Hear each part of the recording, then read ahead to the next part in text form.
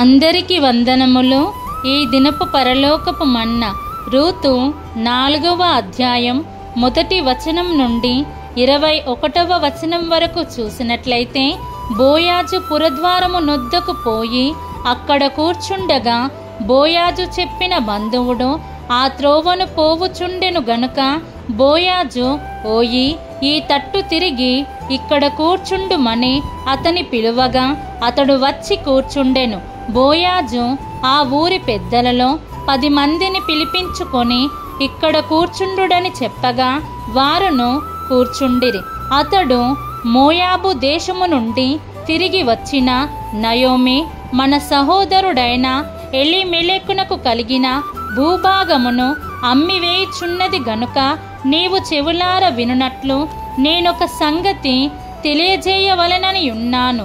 ఈ పుర నివాసుల ఎదుటను నా జనుల పెద్దల ఎదుటను ఈ భూమిని సంపాదించుకొనుము. ఏమనగా దాని విడిపించుటకు నీవు ఒప్పుకొనిన ఎడల విడిపింపుము, దాని విడిపింపనొల్లని ఎడల అది స్పష్టముగా నాతో చెప్పుము.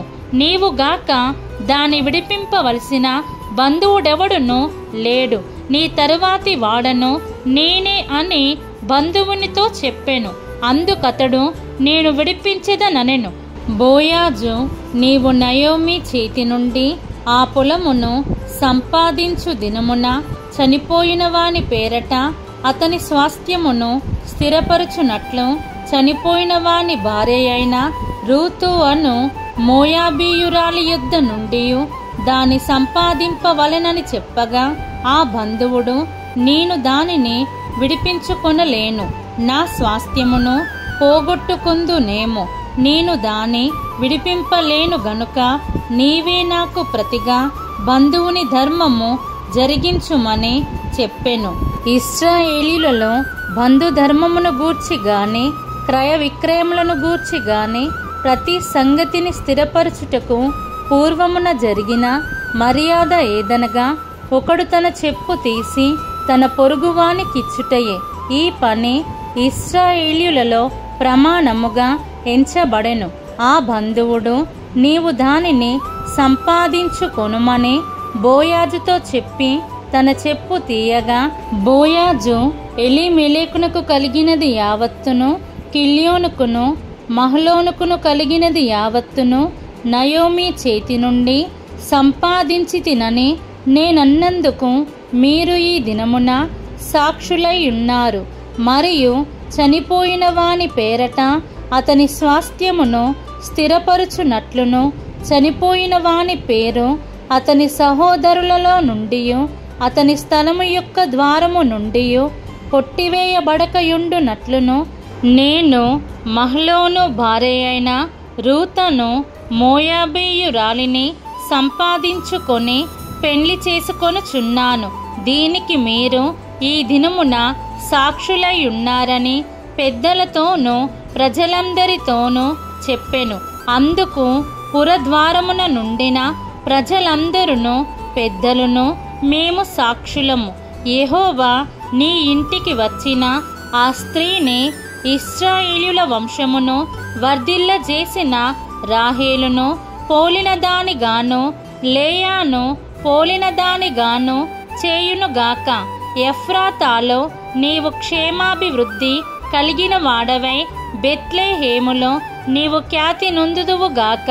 యెహోవా ఈ యవనురాలి వలన నీకు దయచేయు సంతానమును నీ కుటుంబమును తామారు యూదాకు కనిన పెరేసు కుటుంబము వలె నుండునుగాక అనిరి.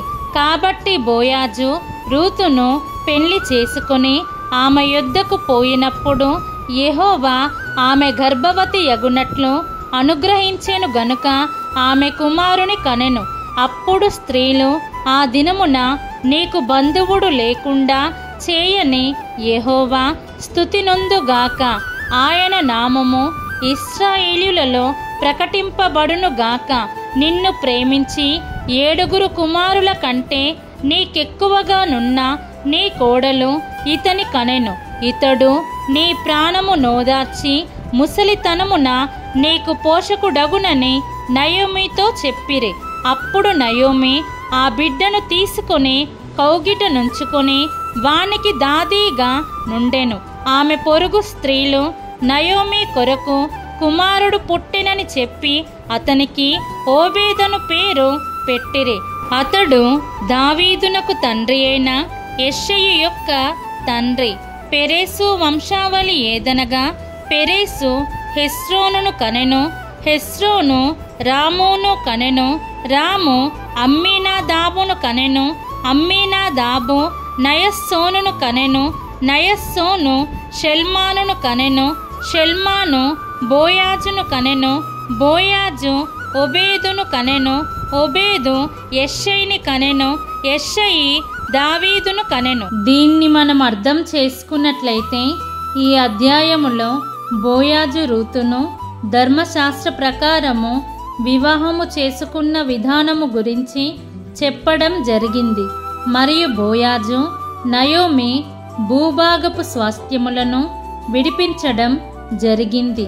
మరియు సమీప బంధువు తన హక్కును వదులుకున్నప్పుడు దానికి సూచనగా తన చెప్పును అవతలి వానికి ఇవ్వాలి.